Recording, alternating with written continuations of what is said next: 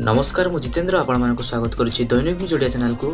तो आज हूँ जनवरी मास 17 तारिख शुक्रवार। तो आज सारा दिन कौन सब बचा बचा और टॉप न्यूजेस गुड़िक रही चलते ये संपूर्ण वीडियो जाणीनवा। तो डेरी न करी चलते संपूर्ण वीडियो को स्टार्ट करवा।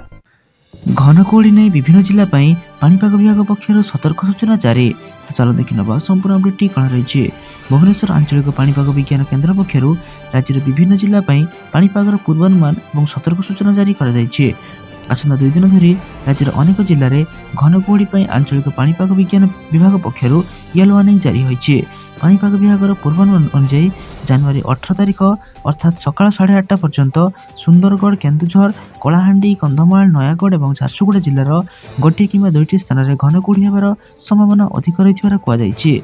आज सकाळ 8:30 ठारू आसंता काली 8:30 पर्यंत येलो वार्निंग जारी कर जिला गुड़िक मध्य सुंदरगढ़, केन्दुझर, कलाहांडी, कंधमाल, नयागढ़ और झारसुगुड़ा जिला सामिल रही।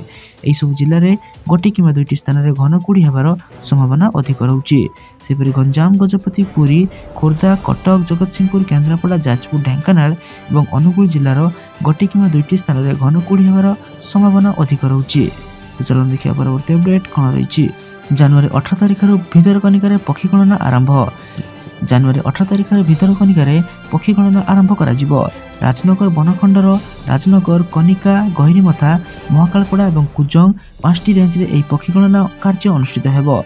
तेबे एने आज अर्थात जनवरी 17 तारिख में पक्षी विशारद मान सहित वन कर्मचारी मानक नहीं एक प्रशिक्षण शिविर अनुष्ठित कर प्रशिक्षण शिविर होबार दिनक पर अर्थात 18 तारिख दिन पक्षी गणना कर चिलिकारे पक्षी और डल्फिन गणना आरंभ हो। प्रतिवर्ष भली चलित वर्ष यह गणना कार्य कर गोटे दिन में सर पक्षी गणना कार्य किंतु 3 दिन धरी हेबो डल्फिन गणना कार्य। शुक्रवार पक्षी गणना ट्रेनिंग कैंप हेबो और तापर दिन अर्थात शनिवार दिन हेबो पक्षी गणना। समग्र चिलिका हेबो यही पक्षी गणना चिलिका वन्यप्राणी डिविजन अधीन थिबा 5टी रेंज इलाकार यथा टांगी, बालुगाँ, सातपड़ा, नुआपड़ा, रंभा वन्यप्राणी विभाग चिलिका एरिया रे हेबो पक्षी गणना कार्य। तो चलो देखिए परवर्ती अपडेट कौन रही।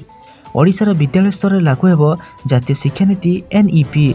एने विद्यालय और गणशिक्षा विभाग पक्षर विधिबद्ध विज्ञप्ति प्रकाश पाई। शिक्षा व्यवस्था को सुदृढ़ करने सह आंचलिक विषय वस्तु को विचार को नहीं पाठ्यक्रम प्रस्तुत कर विज्ञप्ति में दर्शाई।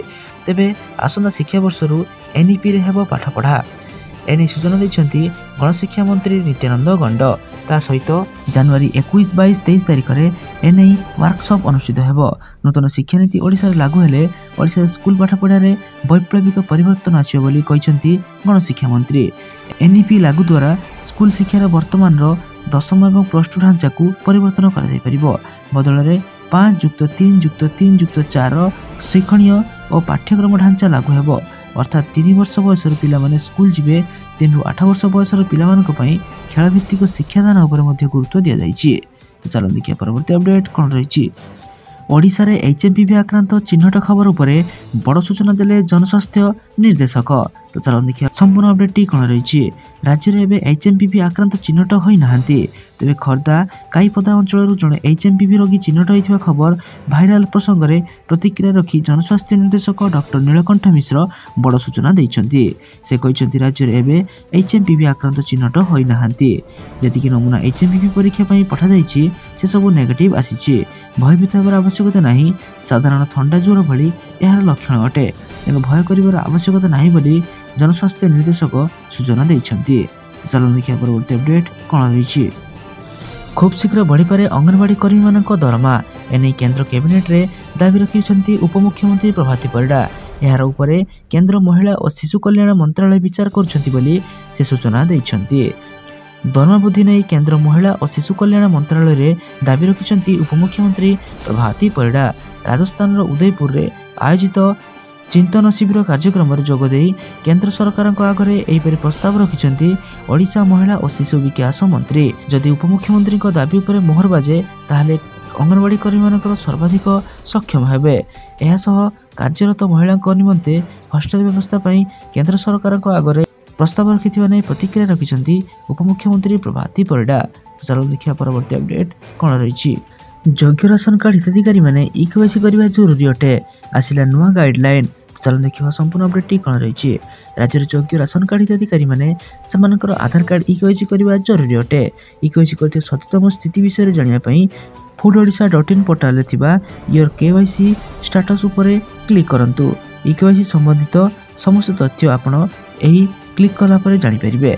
चलन देखिया परवर्ती अपडेट कौन रही पद्म विजेता बड़ घोषणा कर मुख्यमंत्री मोहन चरण माझी। पद्म पुरस्कार विजेता राज्य सरकार मासिक 30,000 टंका सहायता राशि प्रदान करेंगे। ओडिशार कृति संतान मानक यह प्रदान करी टंका सीधासलख से बैंक अकाउंट को चली एने राज्य संस्कृति विभाग पक्षर एक विज्ञप्ति जारी प्रकाश में सूचना मिली। चलित जनवरी मासरू यह सहायता राशि प्रदान कर सरकार पक्षर सूचना दी जाइए। राज्य समस्त पद्म विजेता सम्मान सूचक सहायक राशि प्रदान करेंगे पूर्व मोहन चरण माझी घोषणा करते। गुरुवार राज्य सांस्कृतिक विभाग पक्षर सहायक राशि प्रदान नहीं विज्ञप्ति जारी कर सूचनायोग्य राज्य में बर्तमान 55 जन जीवित पद्म पुरस्कार व्यक्ति अच्छा मासिक 30,000 लाखाए टंका सम्मान सूचक सहायक राशि भाव में प्रदान कर वर्ष को राजकोष 2 कोटी टंका खर्च होगी आकलन कर। तो चलन देखिए परवर्ती अपडेट कौन रही दिल्ली विधानसभा निर्वाचन पर आउ अल्प दिन बाकी थिया बेले राजनैतिक दलगुड़िक विभिन्न निर्वाचन प्रतिश्रुति दे भोटर मानक निज आड़ को टाणा चेष्टा करुछंती। गुरुवार दिन कांग्रेस घोषणा करिछि जे जदि क्षमता को आसे तेबे यह 300 यूनिट पर्यंत मागणा बिजुली प्रदान करिबो। 500 टंकार एलपीजी सिलिंडर प्रदान करिया भाई मागणा राशन किट प्रदान करिबो। एक सांबादिक सम्मेलन में उद्बोधन दे तेलंगाना मुख्यमंत्री रवन रेड्डी यही महंगाई मुक्ति योजना घोषणा करिसेंती। कांग्रेस दल जदि क्षमता को आसे तेबे यह 5टी प्रतिश्रुति पूरण करिबो।